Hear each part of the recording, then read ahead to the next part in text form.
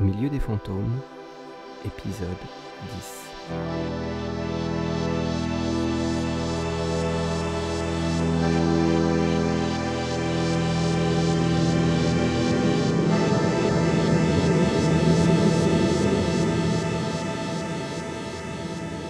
Lundi 20 avril, 9h30. Conférence de presse au Courrier républicain. Une femme sur l'estrade parle. C'est sans intérêt et dit sans conviction. Elle passe les plats. Iléa attend surtout celle en tailleur noir, chaussures noires, cheveux noirs. C'est elle la faucheuse. Et Raymond ne s'y trompe pas. Bien que ruisselant de l'eau du canal, Iléa distingue les larmes d'un homme tué une seconde fois. Archibald a une main sur l'épaule de son ami. Il n'y a rien à dire, rien à faire de plus. Gus aperçoit Iléa et s'étonne de sa présence ici. Je sais, c'est moche. Tu connais la boîte qui rachète ?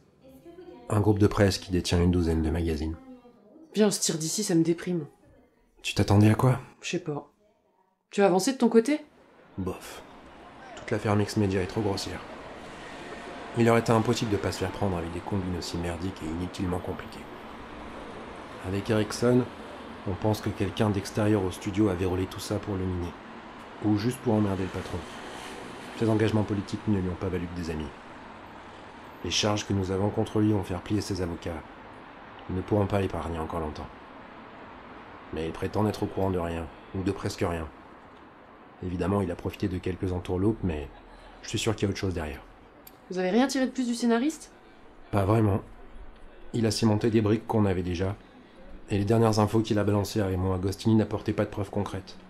On a de quoi faire tomber les gains petits, mais pas le sommet de la pyramide.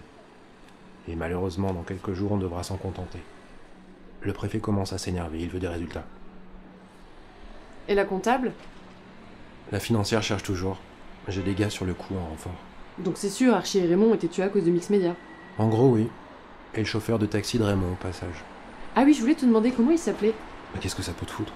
T'es lourd, ça me fout que c'est quand même un peu à cause de moi qu'il a fini au fond du canal, putain. Tu crois vraiment que ça me remue pas, tout ce merdier ? Qu'est-ce que tu penses que je foutais à cette conférence de presse débile ? Oui, calmos, pardon. Ça va, je m'excuse. Il s'appelait Tenjiku Tokubei. 56 ans, né au Japon. Arrivé ici avec ses parents quand il avait 4 ans. Oui, bah je voulais juste son nom, pas toute sa bio.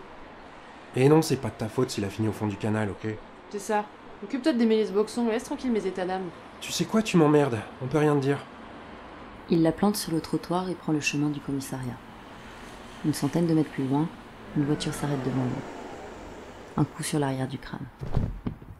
Et puis plus rien.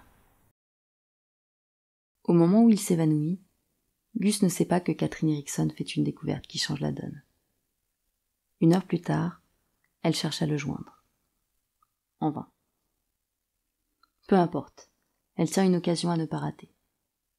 Grâce au témoignage du scénariste, elle a obtenu pendant le week-end une ordonnance du juge d'instruction. Et ce matin, sur son bureau, l'attendait l'ensemble des écritures bancaires qu'elle réclame depuis des semaines.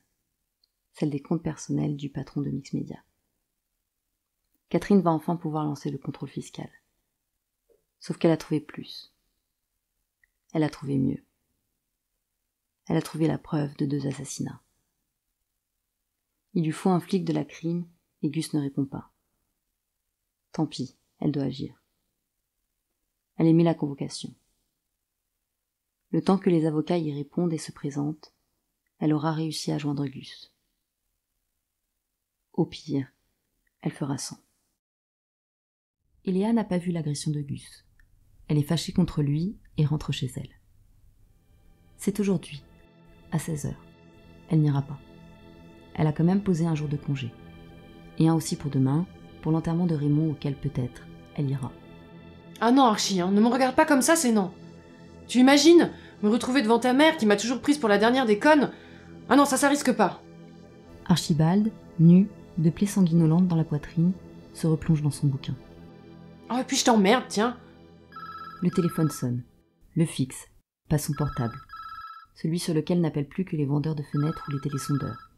Ça lui donnera une contenance pour les 20 prochaines secondes, alors elle décroche. Oui, allô ? Bonjour, c'est Augustin. Augustin, qu'est-ce que... Encore un coup des pages blanches ? Sérieux, je vais me faire mettre sur liste rouge. Je voulais en fait Je suis coincé chez moi, sous surveillance policière, vous savez, et je voulais aller à l'enterrement d'Archie, mais du coup, c'est pas possible. Et comme j'imagine que vous ne comptiez pas y aller, je me disais que peut-être on pourrait boire un verre, parler un peu de lui, ou d'autre chose, je ne sais pas. Elle jette un regard noir à Archibald qui rigole.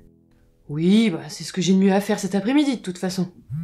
Elle précipite la fin de la conversation avec Augustin, car le portable sonne à son tour. Maman, si c'est pour me parler de l'enterrement, je te préviens, je raccroche. Eh ben merci pour l'accueil. En tout cas, moi j'y vais. Je vais avoir l'air d'une idiote sans toi, c'est sûr. Les gens vont se demander comment je t'ai éduquée. Ah ça comme ton père. Ah c'est ça que je dirais, ça vient de son père. Au milieu des fantômes, épisode 10 sur 14. Avec Coralie Huchet, Ségolène Basso-Brusa, Johan Milin, Stéphanie Gerthofer, Alexandre Molitor.